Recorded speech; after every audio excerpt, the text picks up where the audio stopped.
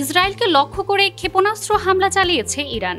এর মধ্যে বেশ কয়েকটি ক্ষেপণাস্ত্র ভূপাতিত করার দাবি করলেও এ বিষয়ে বিস্তারিত কিছু জানায়নি দখলদার বাহিনী। লেবাননে ইসরায়েলের বোমা হামলায় ইরান সমর্থিত সশস্ত্র গোষ্ঠী হিজবুল্লাহের প্রধান হাসান নাসরুল্লাহ নিহত হওয়ার পর এর বদলা নেওয়ার ঘোষণা দিয়েছিল তেহরান।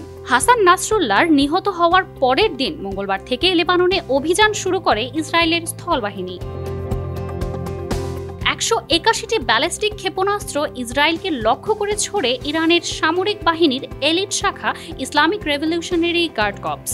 এ ঘটনার প্রতিক্রিয়ায় ইসরায়েলের প্রতিরক্ষা বাহিনীর মুখপাত্র ড্যানিয়েল হ্যাগারি এক বার্তায় জানিয়েছেন, ইরানের হাসলার জবাব দেওয়া হবে। আমাদের পরিকল্পনা প্রস্তুত আছে, ঠিক সময় সেটির বাস্তবায়ন করা হবে।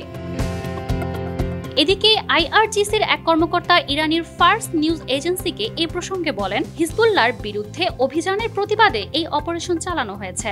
জায়নবাদী গোষ্ঠী যদি ইরানের অপারেশনের প্রতিক্রিয়া জানানোর চেষ্টা করে তাহলে আমাদের পরবর্তী হামলা আরও বিধ্বংসী হবে।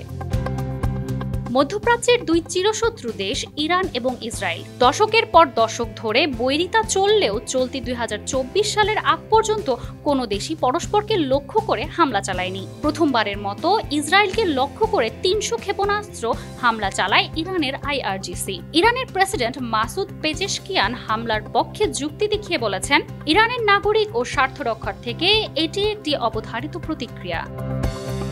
ইরান যখন ইসরায়েলের ভূখণ্ডে একের পর এক ক্ষেপণাস্ত্র ছুটছিল তখন ডজন খানেক ক্ষেপণাস্ত্র ধ্বংস করেছে যুক্তরাষ্ট্র। পেন্টাগনের পক্ষ থেকে এ তথ্য জানানো হয়েছে। যুক্তরাষ্ট্রের প্রেসিডেন্ট জো বাইডেন বলেছেন, ইসরায়েলের প্রতিরক্ষা নিশ্চিত করতে সক্রিয়ভাবে সহায়তা দিয়ে যাবে ওয়াশিংটন। ইসরায়েলের সেনাবাহিনীর পক্ষ থেকে জানানো হয়, 180টি ক্ষেপণাস্ত্র নিক্ষেপ করেছে ইরান। যুক্তরাষ্ট্রের সেন্ট্রাল কমান্ডের সাথে সম্মিলিতভাবে বেশিরভাগ ক্ষেপণাস্ত্র লক্ষ্যভ্রষ্ট করা গেছে।